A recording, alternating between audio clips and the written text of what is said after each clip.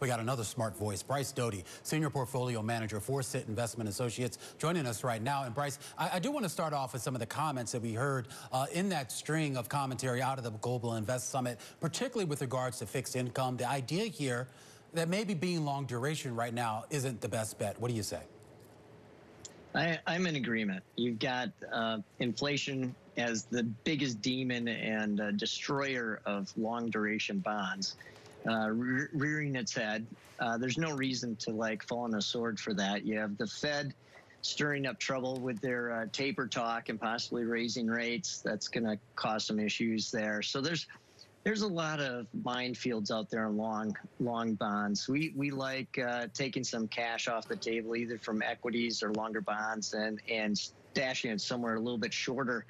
Our ETF vault is designed just for that, where we can actively manage to take advantage of these kind of things. We can buy variable rate securities. They'll go up when the Fed raises rate. We can buy tips if we want to benefit from the rising inflation, and all the time you have some peace of mind because you've got some dry powder to go back into markets if they get a little too beaten down from what's to come between Congress and all sorts of issues going on in Washington.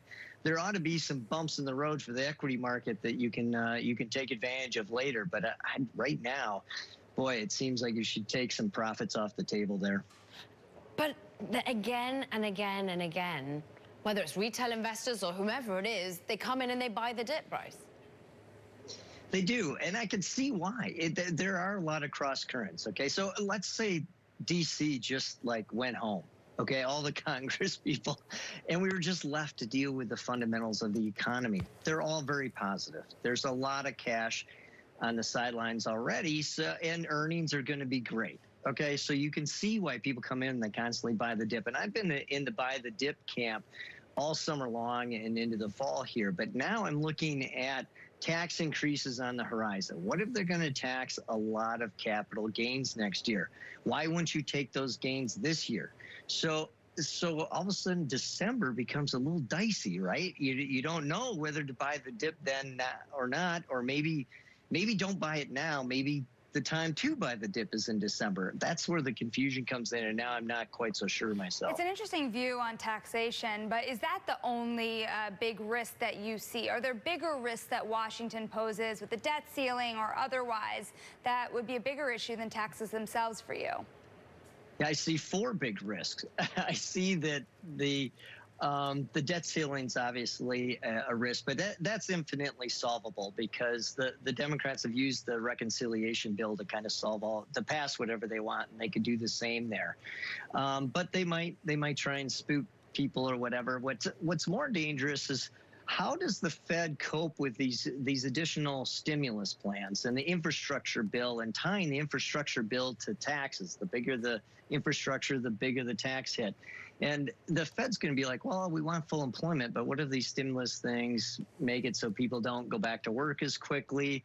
And we want to taper and raise rates, but if there's a big tax hit coming, maybe we hold off. So those are a blend of risks. Yeah. And then on top of that, you do have the fiscal stimulus money is going to go down no matter what from last year. So that's going to start to take money, excess cash out of the financial markets. So those are the four risks.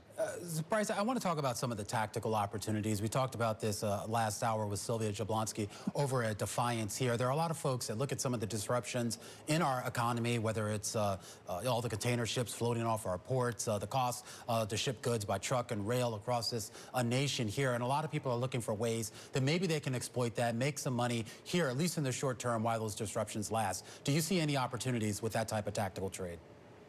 Yes, there are always tactical opportunities, regardless of the environment, and I'm glad you brought that up, because the container shortages and the shortages as a whole are just going to get worse and worse, especially going into the Christmas season. There's going to be a lot of bare shelves at retailer shops, and B-Dry is a great ETF to take advantage of what you just mentioned, this container shortage and the rising container costs. So that's going to go up and up. I mean, over 6 billion doses of COVID vaccinations have been issued worldwide. Travel restrictions are being lifted all over the place. I mean, that's just ramping up. So Away is another great ETF to take advantage of there.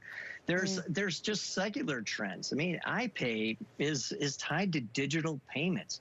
That's spreading globally. So no matter what, there's always tactical plays you can take advantage of. Look at yesterday with Facebook, and they had their platform go out, and all the problems they had kind of had that ripple effect throughout the whole S&P 500. That made yesterday like the poster child to sell the S&P 500 and buy hack.